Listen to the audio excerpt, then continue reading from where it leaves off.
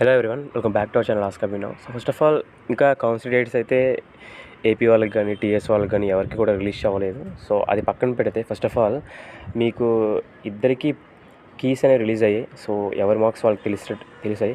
So అది పక్కన పెడితే ఫస్ట్ ఆఫ్ ఆల్ నేను చెప్పాలనుకున్న విషయం ఏంటి అంటే, సో క్యాస్ట్ రిజర్వేషన్ అనేది ఎంతవరకు మన ఎఫెక్ట్ చేస్తుంది ఒక మంచి కాలేజ్ రావడానికి. ఓకేనా, లైక్ పూర్తిగా ఇట్స్ లైక్ ఓసీ వాళ్ళకి కానీ, బీసీఏ వాళ్ళకి కానీ, బీసీబీ వాళ్ళకి కానీ, సో ఎస్సీ ఎస్టీ వాళ్ళకి కానీ వీళ్ళు ఉంటారు కదా. ఇవి ప్రతి క్యాస్ట్ వాళ్ళు కూడా ఏంటి పాసిబిలిటీ కేసు అని చెప్తారు. ఒకసారి వినడానికి అయితే ట్రై చేయండి. ఫస్ట్ ఆఫ్ ఆల్ నేను ఎస్సీ ఎస్టీ వాళ్ళకైతే చెప్తున్నాను. సో ఎస్సీ ఎస్టీ వాళ్ళకైతే పూర్తిగా అనమాట.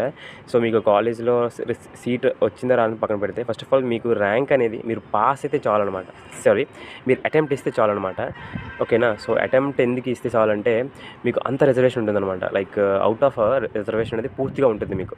సో మీకు ఒకవేళ ఒక 5000లో ర్యాంక్ వచ్చినా సరే ఒక కాలేజ్లో సీట్ రావాలంటే మీకు అక్కడ లోకల్లో అయితే ఇంకా బాగా సీట్ అనేది వస్తుందన్నమాట. ఓకేనా, ఒకవేళ ర్యాంక్ అనేది మీకు 5000 కానీ ఎంత పెద్ద ర్యాంక్ వచ్చినా సరే పక్కగా సీట్ రావడానికి ఛాన్సెస్ ఎక్కువగా ఉంటాయి. ఎందుకంటే ఎస్సీ ఎస్టీ వాళ్ళకి అంత ఎక్కువ రిజర్వేషన్ ఉంటుంది కాబట్టి. ఓకేనా, తర్వాత ఇంకొకటి ఏంటి అంటే, ఫర్ ఎగ్జాంపుల్ 100 సీట్స్ ఉన్నాయి అనుకుందాం. 100 సీట్స్లో ఓసీ వాళ్ళకి 5 సీట్స్ ఉన్నాయి అనుకుందాం. యాక్చువల్గా అయితే ఓసీ వాళ్ళకి ఈడబ్ల్యూస్ ఉంటేనే 5% రిజర్వేషన్ అయితే ఉంటుంది. సో అలా చెప్తున్నాను.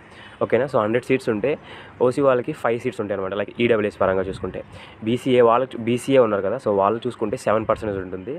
బీసీబీ వాళ్ళకి 4% ఉంటుంది. బీసీసీ వాళ్ళకి ఐ థింక్ 1% అనుకుంటా. సో బీసీ వాళ్ళకి 4 అలా ఉంటుంది అనమాట, 4%. బీసీ వాళ్ళకి 12% ఉంటుంది.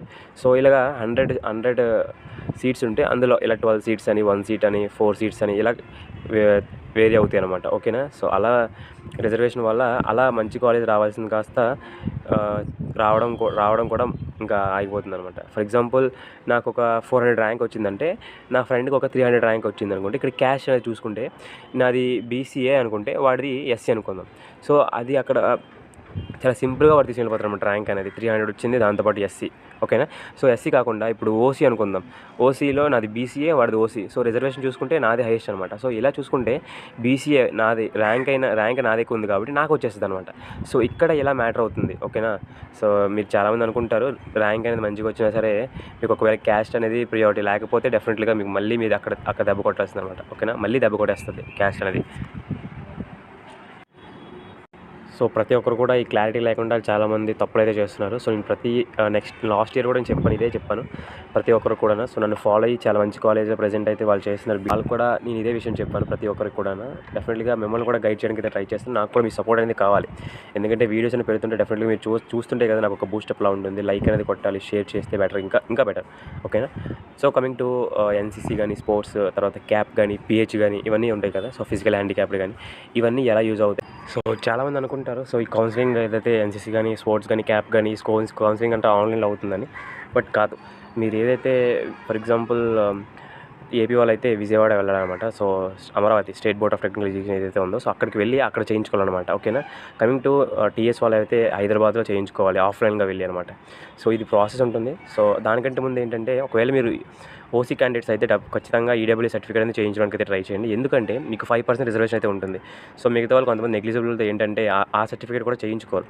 సో అక్కడ మీరు ఏంటంటే రిజర్వేషన్ అనేది క్యాన్సిల్ అయిపోద్ది కాబట్టి ఖచ్చితంగా ఈడబ్ల్యూసీని చేయించుకోండి. మళ్ళీ జనరల్ కేటగిరీలో మీరు తీసుకుంటే సీట్ అనేది రాకపోవచ్చు. ఓకేనా, సో ప్రాసెస్ ఏంటి అని పక్కగా నేను చెప్పడానికి అయితే ట్రై చేస్తాను.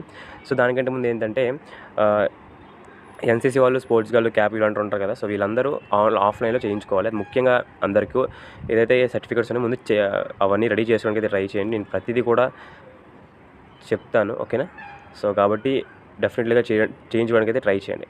ఓకేనా, సో మీకు ఒకవేళ ఎన్సీసీ కానీ, స్పోర్ట్స్ కానీ ఇవన్నీ సర్టిఫికేట్స్ ఉంటే అవన్నీ జాగ్రత్తగా పెట్టుకోండి. అండ్ ఇంకొకటి ఏంటంటే, ఒకవేళ మీకు కౌన్సిలింగ్ సర్టిఫికేట్స్ ఏవైతే కావాలో అవి తెలుసుకోకపోతే కింద నేను కామెంట్ సెక్షన్లో పిన్ చేసి ఉంటాను, ఒకసారి చూడండి.